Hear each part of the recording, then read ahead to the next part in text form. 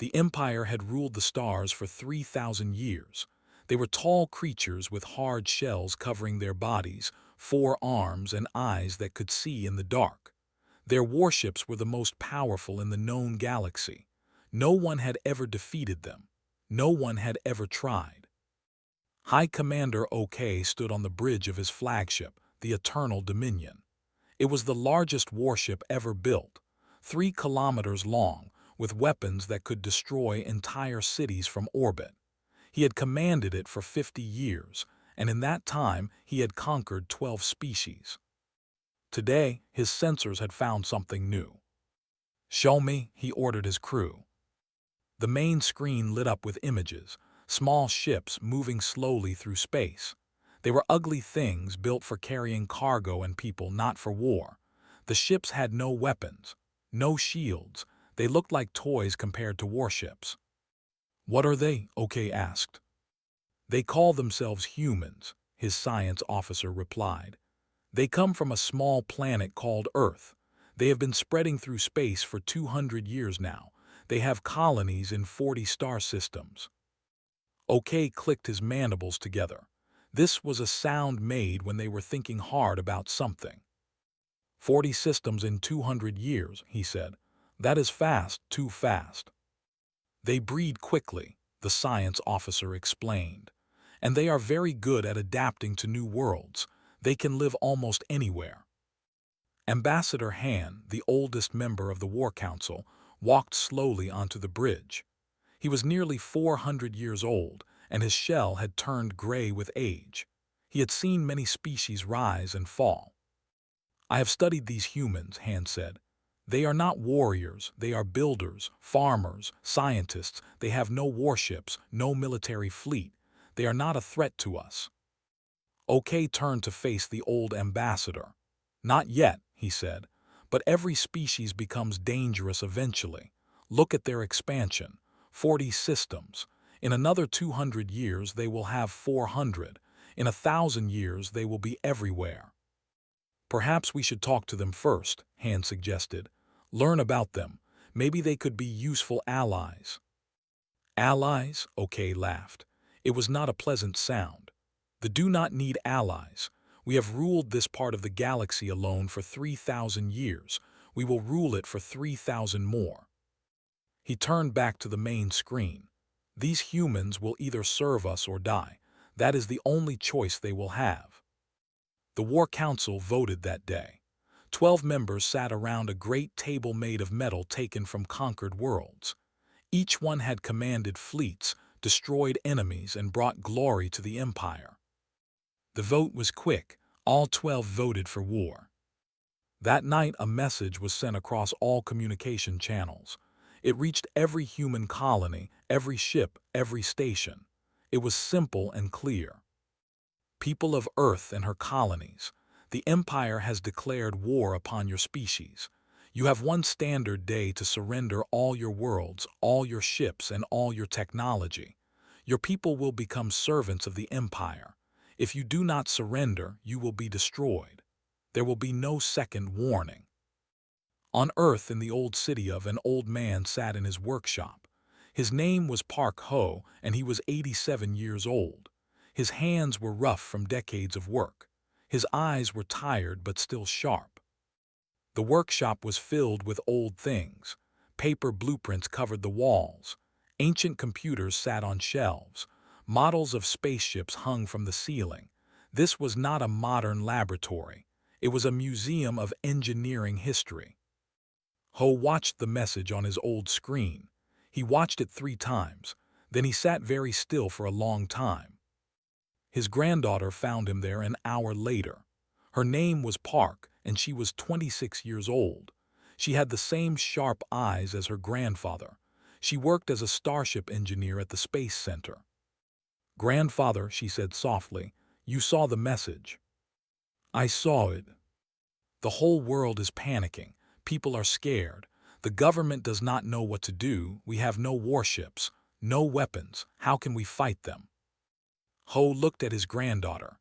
Then he looked at the blueprints on his walls. Some of them were very old. Some had been drawn by his grandfather nearly 200 years ago. He said, "Do you know the story of the Waypoint?" She shook her head. "I have heard the name, some kind of old space station." It was more than that.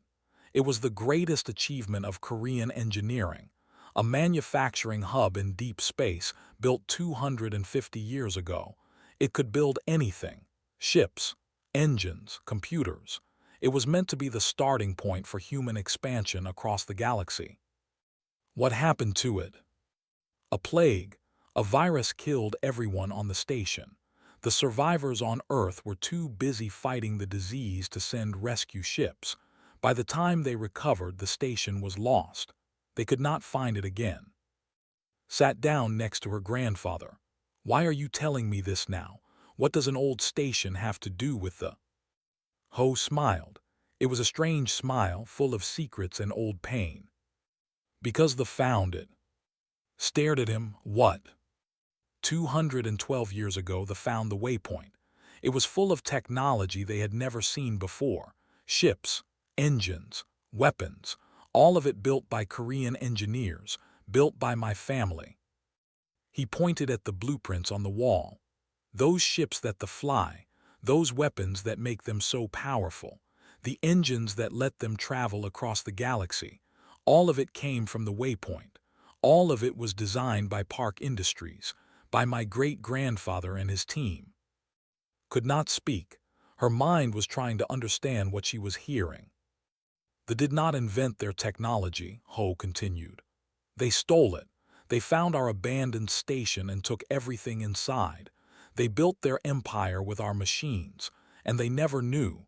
They never asked where it came from. They just used it. But that means... Yes, Ho stood up slowly. His old bones made sounds of protest, but his eyes were bright now. The greatest fleet in the galaxy, the ships that have conquered dozens of species, the weapons that have destroyed countless worlds, all of it is Korean engineering. All of it belongs to us. Grabbed her grandfather's arm. Then we can fight them. We can use this somehow. Ho walked to an old safe in the corner of his workshop. He entered a code that only he knew. The door opened, and inside was a small device. It looked like a simple remote control, but could see that it was very old. My grandfather was a careful man, Ho said. He knew that someday someone might steal his work. Someone might use his ships for war instead of peace. So he built in a safety system, a way to control the ships no matter who was flying them. He held up the device. This is the master key. With this, I can talk to every ship that was ever built from Waypoint Designs, every engine, every weapon system, every navigation computer. Can you shut them down? Ho nodded slowly. I can do more than that, but I need time, and I need help. He put his hand on shoulder. Call the government. Tell them that Park Ho has a plan. Tell them that they have made a terrible mistake. They declared war on the people who built their ships. Pulled out her communicator and started making calls. As she talked to officials and military officers, Ho looked out his window at the night sky. Somewhere up there, an alien fleet was preparing to attack. They thought they were strong. They thought they could not be defeated.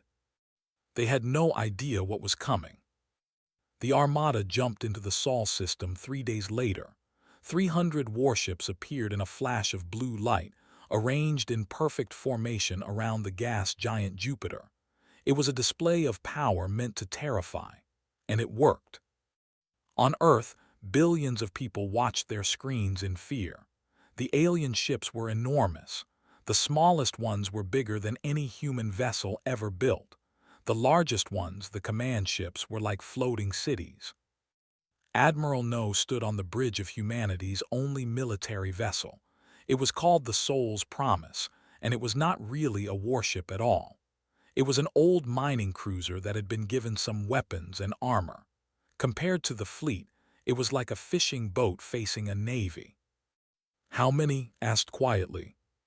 His tactical officer, Lieutenant Shin, checked her screens.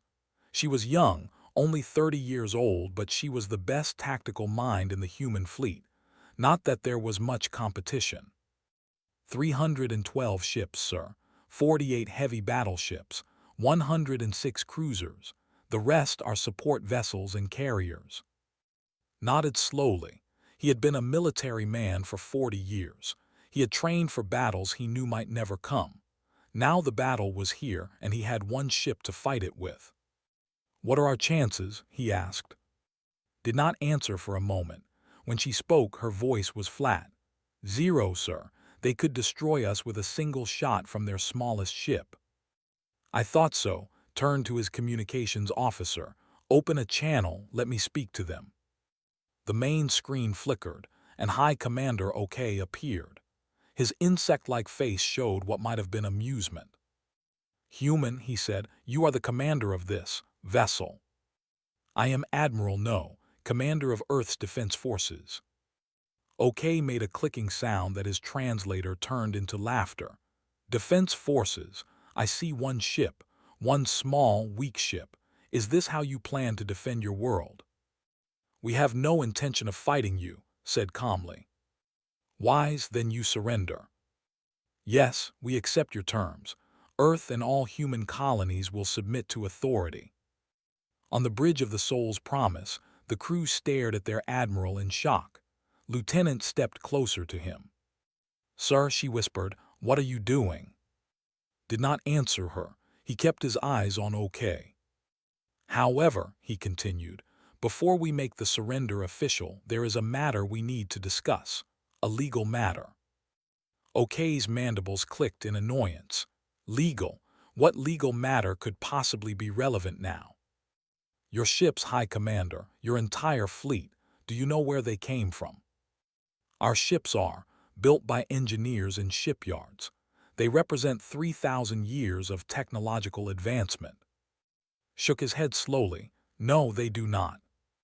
He turned to Lieutenant. "Send them the file, all of it." Hesitated for only a moment. Then she pressed a button on her console. Across the fleet, every screen suddenly filled with new data, blueprints, technical specifications, manufacturing codes, engineering notes. And signature, human signatures, Korean signatures. 212 years ago, said, your ancestors discovered an abandoned space station in the void.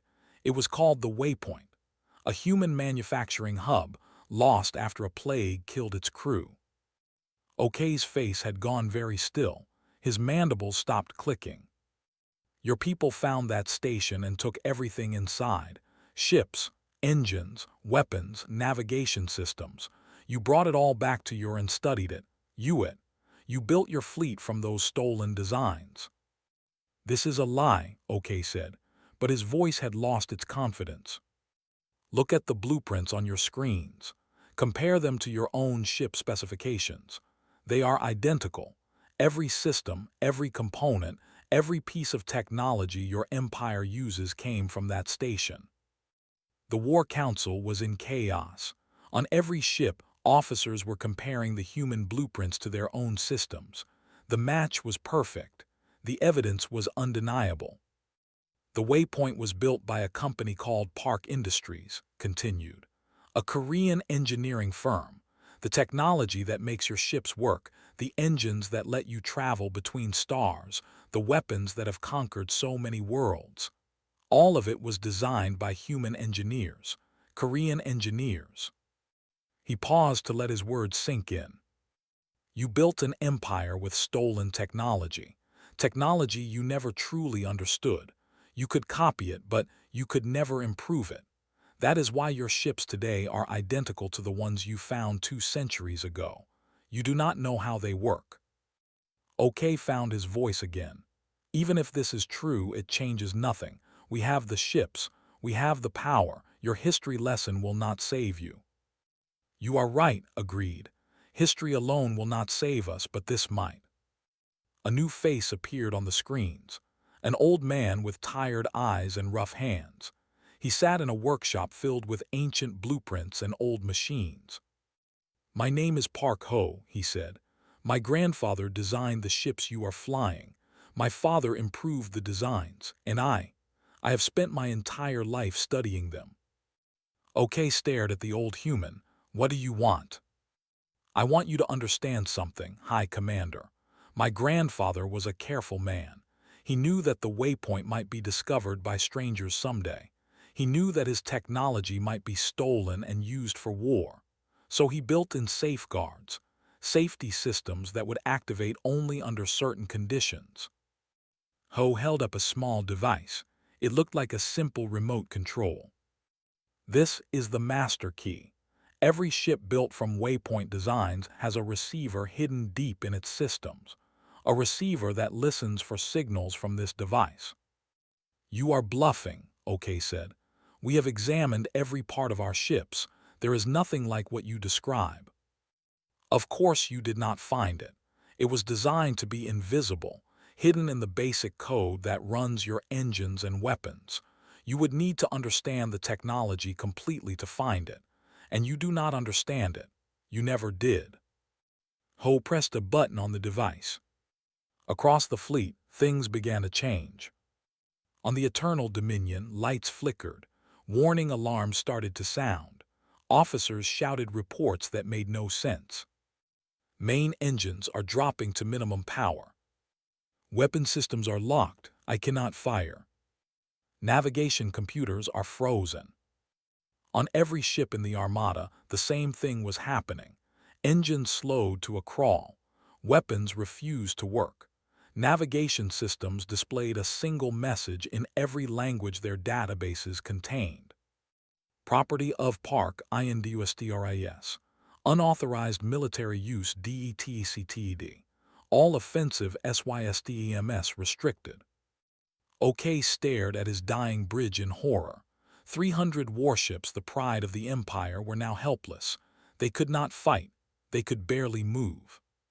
What have you done? He demanded. Ho's face was calm. I activated the safety protocols. Your ships were designed for exploration and trade, not for war.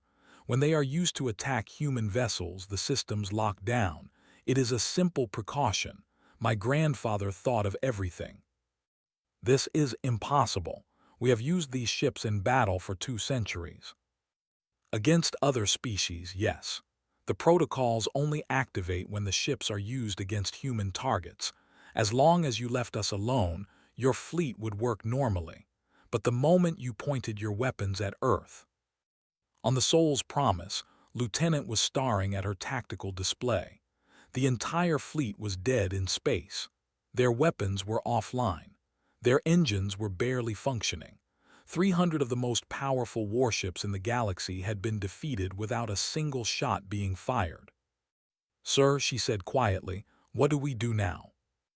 Admiral looked at the helpless armada floating before him. He could destroy them. With their shields down and weapons locked, even the Soul's Promise could do serious damage. It would be easy. It would be justified. They had come to kill his people after all. But that was not why humanity had come to the stars. Open a channel to Earth, he said. The government needs to decide what happens next, and someone contact Mr. Park. Tell him his grandfather's work just saved the human race. On his screen, OK sat in stunned silence. His fleet was useless.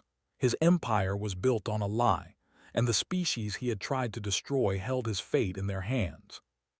The war had lasted less than an hour, and humanity had won without firing a single shot. The news spread across Earth like fire. The alien fleet was stopped. 300 warships floated helplessly in space, their weapons dead, their engines barely working. And it was all because of an old man in with a remote control. Park Ho became the most famous person on the planet overnight. News crews surrounded his workshop. Governments sent officials to speak with him. Scientists begged to study the master key he carried, but Ho refused most of them. He was tired and he had work to do. His granddaughter stayed by his side through all of it. She helped manage the crowds and answered questions he did not want to answer, but she also had questions of her own. Grandfather, she asked one evening when they were finally alone, why did you never tell anyone about this? You knew about the waypoint. You knew about the safety systems. Why keep it secret? Ho sat in his old chair, surrounded by the blueprints of his ancestors. He looked very tired. "Because I hoped it would never be needed," he said. "They left us alone for 200 years. They conquered other species, yes. They did terrible things, but they never came for us. I thought maybe they never would. But you kept the master key working. You maintained the connection to their ships."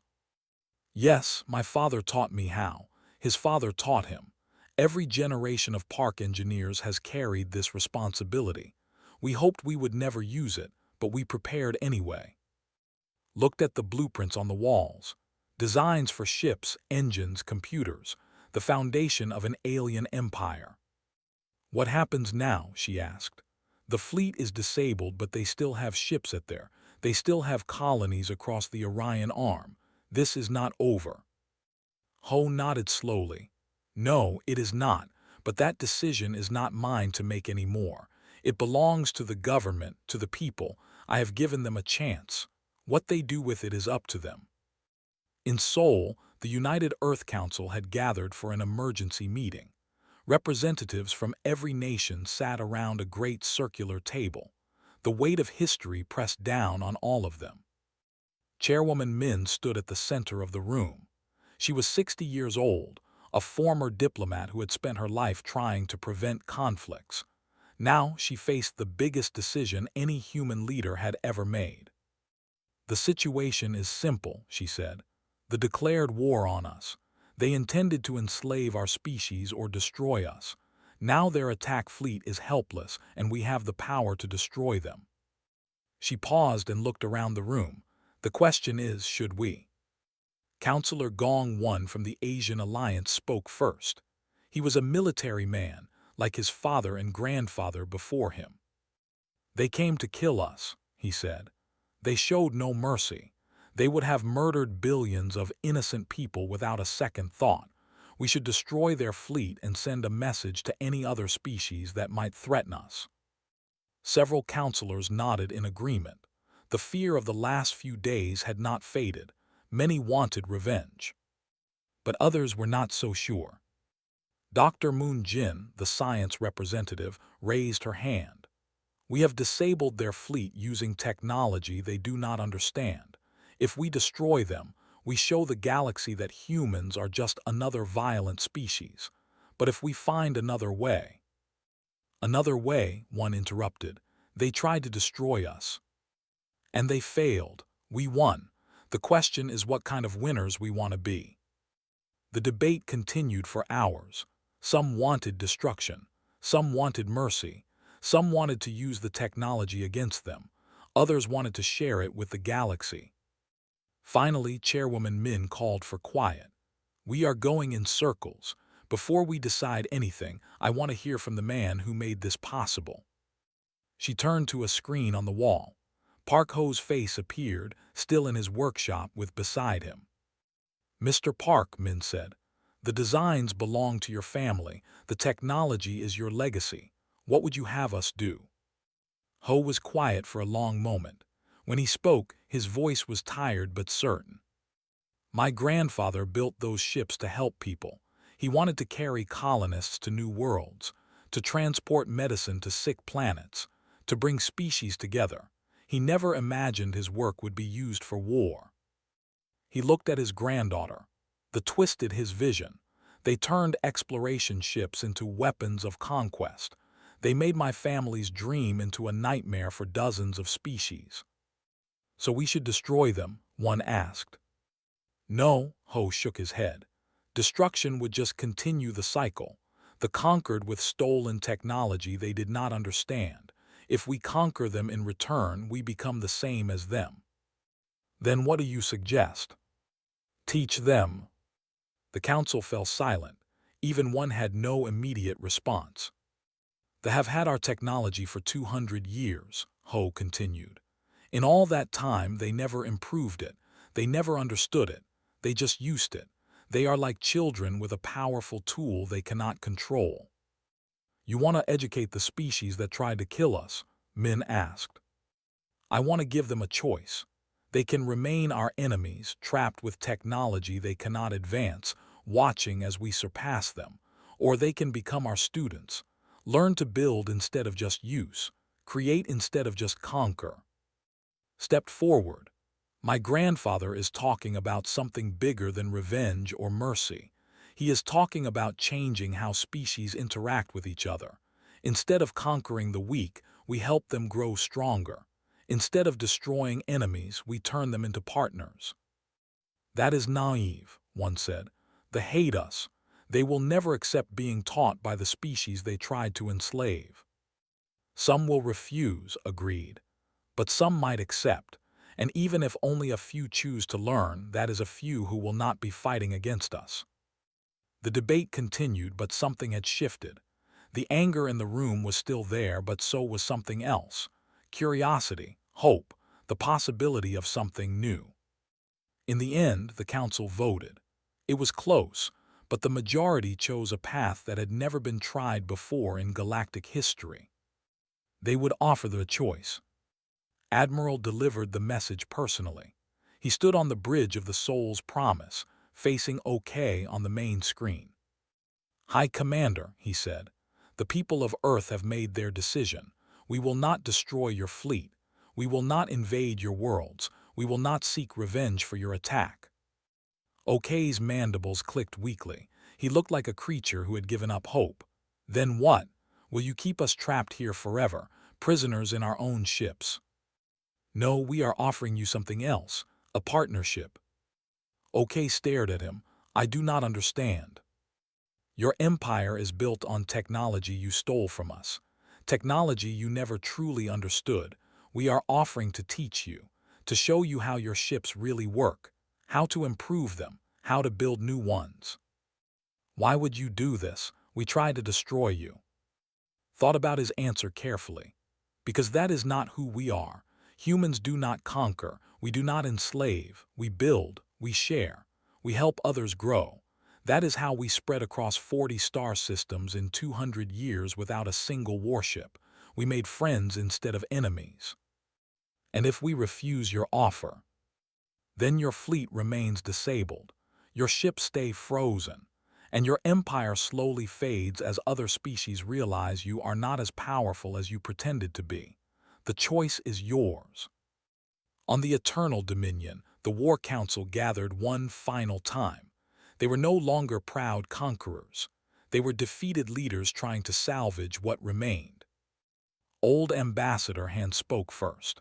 For 3,000 years, we have ruled through fear. We took what we wanted and destroyed anyone who resisted. It worked because we had the strongest ships in the galaxy. He looked at his fellow council members. But we never really had those ships. We were borrowing them from a species we did not even know, a species we tried to destroy. What are you saying? OK asked. I am saying that maybe the humans are right. Maybe it is time to try something different. We have been rulers for so long that we forgot what it means to learn, to grow, to improve. The vote was not unanimous. Some refused to accept help from the species they had tried to conquer, but the majority chose hope over pride. For the first time in 3,000 years, the Empire asked another species for help. And humanity said yes. The shuttle carrying the human delegation crossed the empty space between ships. Inside sat Admiral, his uniform pressed and clean.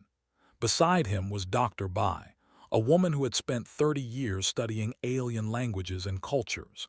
And in the third seat, carrying a case of engineering tools, sat Park. She had not wanted to come. When the council asked her to join the delegation, she had refused 3 times, but her grandfather had convinced her. You know the technology better than anyone except me, Ho had said, and I am too old to travel. The need to see that we are serious about teaching them. They need to meet a real engineer, not just politicians and soldiers. So here she was, flying toward an alien warship, about to negotiate with the creatures who had tried to destroy her world. The shuttle docked with the Eternal Dominion. The airlock opened and got her first real look at her. OK stood waiting for them, his 4 arms crossed over his hard chest. He was taller than she had expected, nearly 3 meters, and his insect-like eyes showed no emotion. "Welcome to my ship," he said. His voice was cold. "Though I suppose it is really your ship, according to the evidence you presented." Admiral stepped forward first. "High Commander, thank you for meeting with us." "Did I have a choice?" Doctor answered in the language. Her pronunciation was not perfect, but it was close enough to surprise OK. "You always have a choice," she said. "That is why we are here." The delegation was led through the ship to the War Council chamber, looked at everything as they walked. The corridors were wide and tall, built for creatures much larger than humans. The walls were made of the distinctive silver-blue metal that had made the fleet famous. She recognized that metal. She had seen it in her grandfather's blueprints. The War Council chamber was a large circular room with seats arranged around a central platform. 12 sat in those seats, watching the humans with a mixture of anger, curiosity, and fear. Old Ambassador Han rose to greet them. His movements were slow, his shell gray with age, but his voice was still strong. "On behalf of the War Council, I welcome you," he said. "This is a day that will be remembered in our history. Whether it will be remembered as a beginning or an ending depends on what we decide here." Admiral nodded.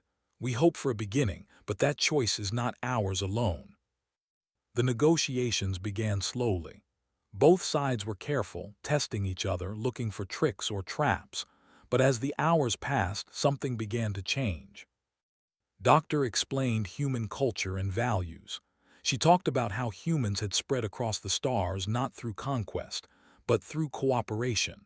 How they had made allies of species that other empires would have enslaved. "You see us as weak because we have no warships," she said. "But we see ourselves as strong because we have no need for them. We build relationships instead of weapons, trade routes instead of battle lines." OK listened with his mandibles perfectly still. "Your way may work in peacetime, but the galaxy is dangerous.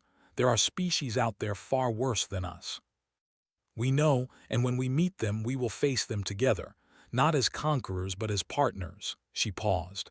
"That is what we are offering you, a partnership." "What would that look like?" Han asked. Stepped forward. This was the moment her grandfather had prepared her for.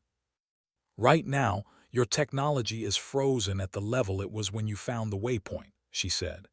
"You can build copies of what you have, but you cannot improve them. You do not understand the basic principles well enough." She opened her case and pulled out a small holographic projector. Images filled the air above the council table. Ship designs, engine specifications, navigation systems. "These are the original Park Industries designs, the ones your ancestors found, and these," the images changed. The ships became sleeker, more efficient. The engines glowed with new power. "These are what we have developed in the 2 centuries since. Our technology has advanced while yours has stood still." OK stared at the images. "Your ships are better than ours." "In some ways, yes. But your ships have advantages too. You have built them for thousands of different worlds. You have tested them in conditions we have never experienced. The best designs would combine what both our species have learned. You want to share your technology with us, after what we tried to do." Admiral answered. "We want to teach you to build your own. There is a difference. Giving you technology would make you dependent on us. Teaching you makes you our equal." "Why?" OK demanded. The question seemed to burst out of him, full of confusion and suspicion. "Why would you do this? We came to enslave you. We would have killed millions of your people without hesitation. Why would you help us?" Looked at the High Commander. She thought about her grandfather, sitting alone in his workshop, protecting a secret his family had carried for generations. She thought about the billions of humans who had been terrified of the alien fleet. She thought about all the species that had conquered over 3,000 years. "Because someone has to be first," she said quietly. "First to what?" "First to try something different. The galaxy has worked the same way for thousands of years. Strong species conquer weak ones. Technology is hoarded and stolen. Fear and power decide everything. She stepped closer to the council table. My grandfather could have destroyed your fleet. He could have killed everyone on these ships with the push of a button. The safety systems were designed to do far more than just disable your weapons. But he chose mercy instead. He chose hope. Hope for what? Hope that we can build something better. A galaxy where species help each other instead of conquering each other. Where technology is shared freely, not stolen and hoarded. Where first contact between civilizations is a beginning, not an ending. The chamber was silent. The 12 members of the War Council looked at each other, then at the human standing before them. Ambassador Hand spoke slowly. When I was young, I believed in the Empire. I believed we were meant to rule, that our power made us right. He paused. I am 400 years old now. I have seen us conquer and destroy. I have seen other species broken beneath our ships, and I have watched our civilization stagnate, never growing, never changing. He looked at, in 200 years, your species has advanced further than we have in 3,000. Not because you are smarter or stronger, because you chose a different path.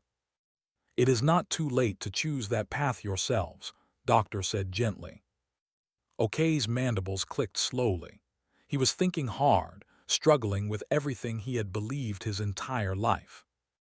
If we accept your offer, he said finally, what would you ask in return?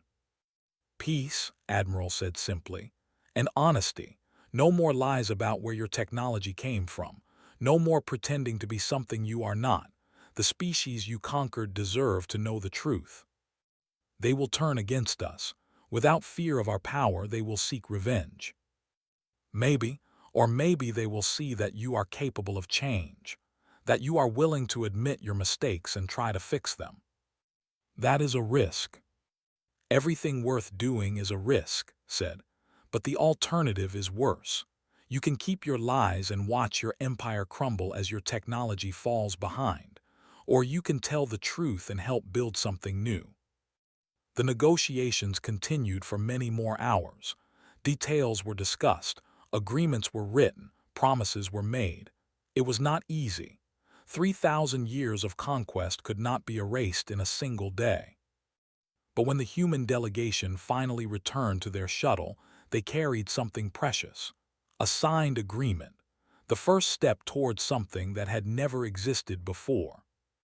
A partnership between conquerors and the people they had tried to destroy.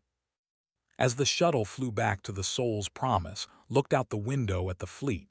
The ships were still frozen, their weapons still locked. But soon, human engineers would board those ships. They would teach the how their own technology worked. They would share knowledge that had been secret for 2 centuries. It was a strange feeling. A week ago, those ships had come to kill her people. Now they would become classrooms. Her communicator buzzed. It was her grandfather. How did it go? Ho asked. They agreed. It will take time, but they agreed. She could hear the smile in his voice. Good. Your grandmother would have been proud. She always said the best way to defeat an enemy was to turn them into a friend. Is that really possible, after everything they have done? I do not know, Ho admitted. But we have to try. That is what makes us human. We try. Smiled and looked back at the alien fleet one more time. Tomorrow, the real work would begin. 5 years had passed since the day the fleet was stopped in human space. 5 years of change, struggle, and slow progress. 5 years that had transformed the galaxy in ways no one had predicted. Park stood in the command center of the shipyard, watching the construction drones work outside her window. The shipyard was enormous, a ring of metal and light floating in orbit around a planet that both species had agreed to share. The planet was called the Korean word for one. It was a symbol of what they were trying to build. She was 31 years old now. Her hair had started to show a few gray strands from stress, and her eyes had the tired look of someone who had worked too hard for too long. But when she looked at the shipyard, those eyes still filled with wonder. Humans and worked side by side outside her window. They moved differently, communicated differently, and saw the world in completely different ways. But they were building something together, something neither species could have created alone. Her communicator buzzed. Director Park, the new dawn is ready for final inspection. Smiled at the title, Director. Her grandfather would have laughed at that. She was still getting used to it herself. I am on my way.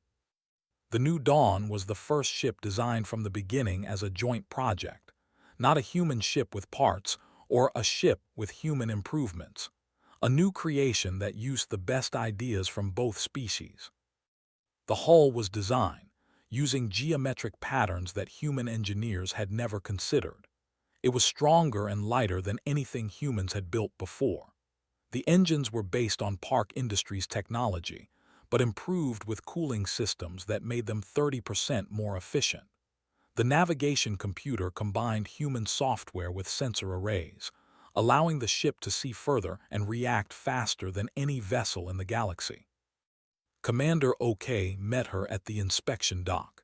He was no longer High Commander.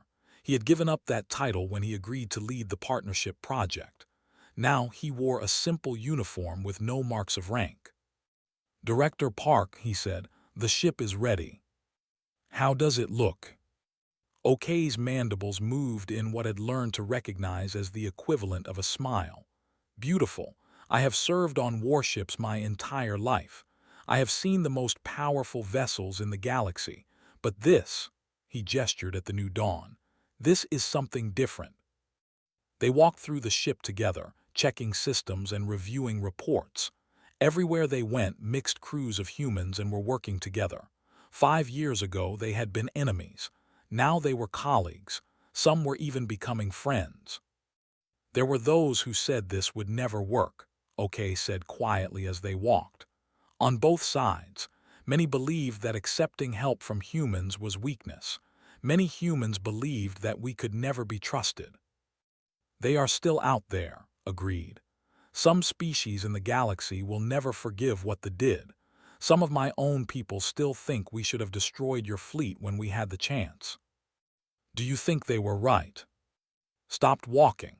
She looked at a nearby viewport where she could see human and workers sharing a meal in a common area. My grandfather died last year, she said. Did you know that? OK nodded. I heard. I am sorry. He was a remarkable man. He was. At the end, when he was very sick, I asked him the same question. Did he regret his choice? Did he regret showing mercy instead of using his full power against your fleet? What did he say? He said that destruction is easy. Anyone can destroy. But building something that lasts, something that changes the future, that is hard. He said he would rather die knowing he tried to build something than live knowing he only knew how to destroy. They continued walking in silence for a while. Finally, they reached the bridge of the New Dawn.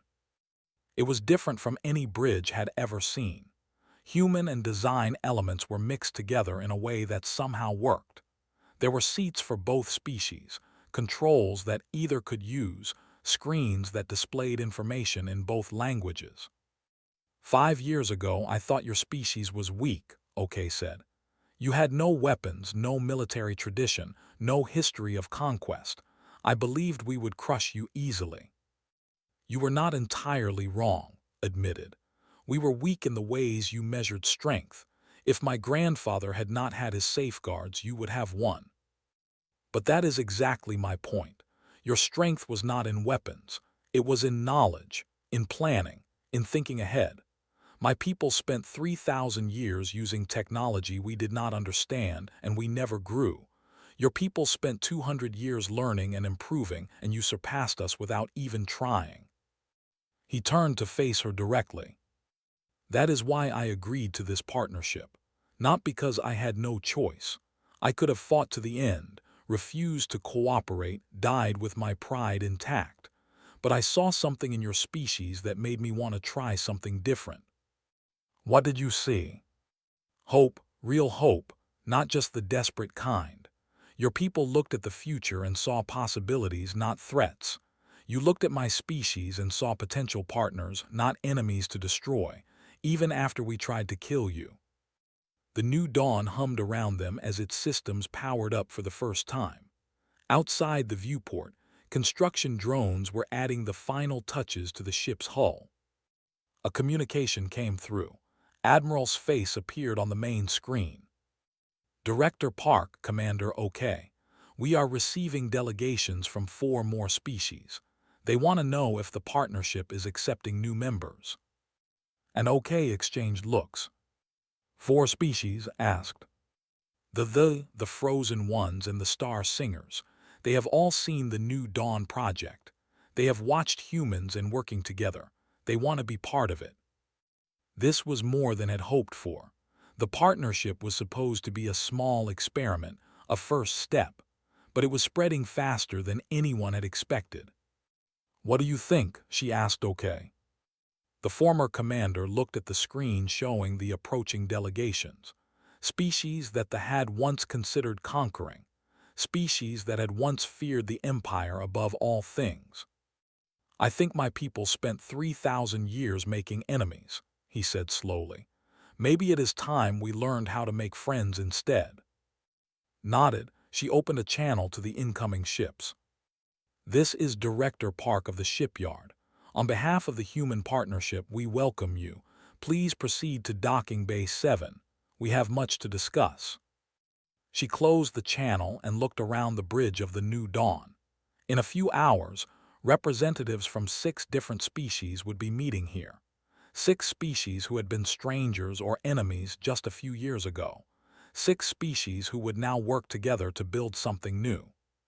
Her grandfather's dream was becoming real.